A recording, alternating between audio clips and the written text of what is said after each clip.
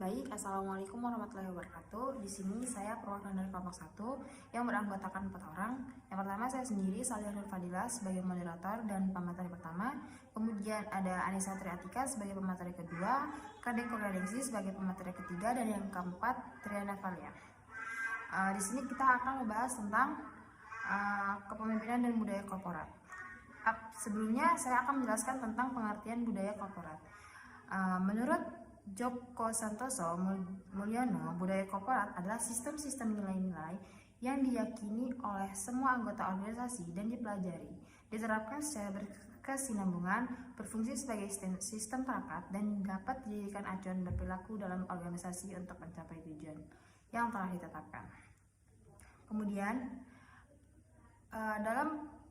dalam kepemimpinan dan budaya korporat ada beberapa poin pembahasan yang akan kita bahas dalam presentasi kali ini. Yang pertama yaitu ketetapan mendeteksi fitur-fitur kunci budaya korporat perusahaan dan mengapresiasi peran nilai-nilai utama perusahaan serta standar-standar etika dalam membangun budaya korporat. Yang kedua, ketetapan menganalisis bagaimana dan mengapa budaya perusahaan dapat menjadi daya dorong dalam eksekusi strategi perusahaan yang baik serta operasional perusahaan yang berkualitas.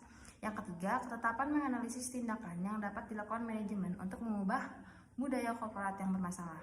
Kemudian yang keempat, yaitu ketetapan membentuk kepemimpinan manajerial yang efektif dalam rangka mencapai pelaksanaan strategi yang handal.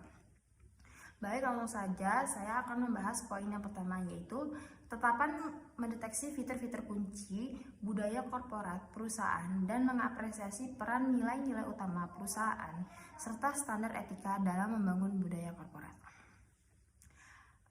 Apa saja sih faktor-faktor yang digarisbawahi perusahaan dalam memimpin bisnisnya dan tingkah laku yang dipegang dalam perusahaan untuk mendapatkan penghargaan yang tinggi? Yaitu yang pertama, nilai, prinsip, bisnis, dan standar etika yang dilakukan dan diajarkan manajemen.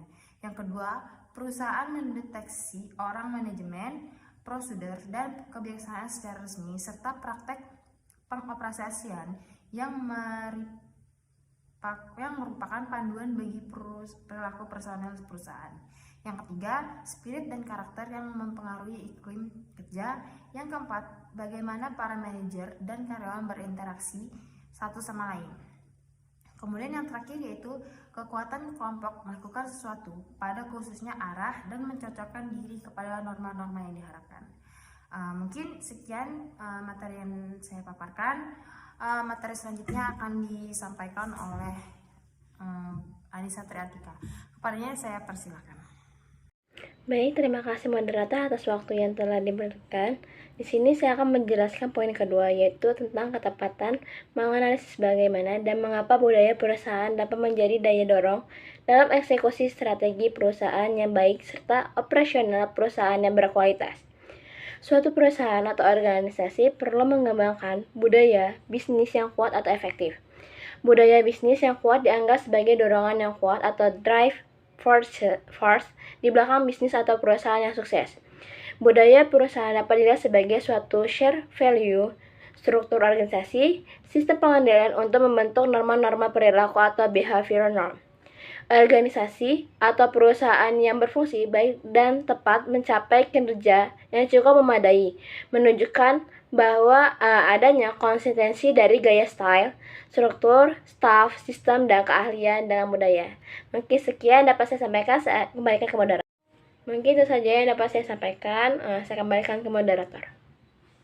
Baik, terima kasih kepada Anissa Triatika atas penyampaian materinya. Materi selanjutnya akan dijelaskan oleh Kade Kurnianingsih. Kepadanya dipersilakan. Baik, terima kasih moderator. Di sini saya akan menjelaskan tentang ketetapan menganalisis tindakan yang dapat dilakukan manajemen untuk mengubah budaya korporat yang bermasalah.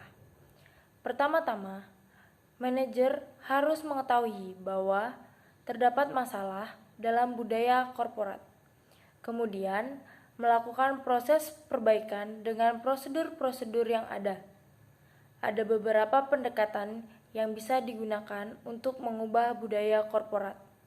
Di antaranya yaitu, pertama, mengikuti petunjuk dalam buku yang ditulis oleh para ahli tentang korporat.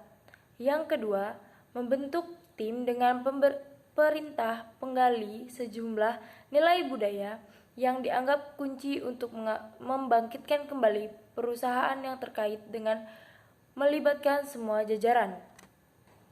Yang ketiga, mensosialisasikan nilai-nilai melalui acara atau upacara-upacara khusus. Yang keempat, mengubah budaya perusahaan dengan menerapkan kebijakan dan aturan dan sistem kerja baru yang sejajar dengan nilai-nilai budaya baru yang mereka tanamkan. Demikian yang bisa saya sampaikan, saya kembalikan kepada moderator. Baik, terima kasih Kadek Kurnia atas pemaparan materinya. Materi yang selanjutnya akan dijelaskan oleh Triana Valia sebagai pemateri yang terakhir. Baik, terima kasih moderator. Di sini saya akan melanjutkan poin keempat tentang ketepatan membangun kepemimpinan manajerial yang efektif dalam rangka mencapai pelaksanaan strategi yang handal. Yang pertama, membangun komunikasi pemimpin manajerial yang efektif, yaitu kejujuran dan transparansi. Yang kedua, koneksi dengan anggota tim. Yang ketiga, mendorong pertumbuhan pribadi tim profesionalisme kerja. Yang keempat, pertahankan sikap positif. Yang kelima, melatih anggota tim dalam memasuki lingkungan kerja yang lebih kolaboratif dan berkomitmen. Keenam, ketetapan tujuan dan harapan yang jelas. Yang ketujuh, berikan feedback langsung tentang kinerja. Yang kedelapan, masukan dan tanggapan tentang kepemimpinan. Yang kesembilan, terbuka atas ide-ide baru. Yang terakhir, pahami motivasi diri. Sekian dari saya kembalikan ke moderator. Baik, terima kasih atas pemaparan materi yang telah disampaikan oleh Triana Valia. Selanjutnya yaitu penutup. Mungkin itu saja yang dapat kami sampaikan. Kurang lebihnya kami mohon maaf. Kepada Allah kami mohon ampun. Kami ucapkan wassalamualaikum warahmatullahi wabarakatuh.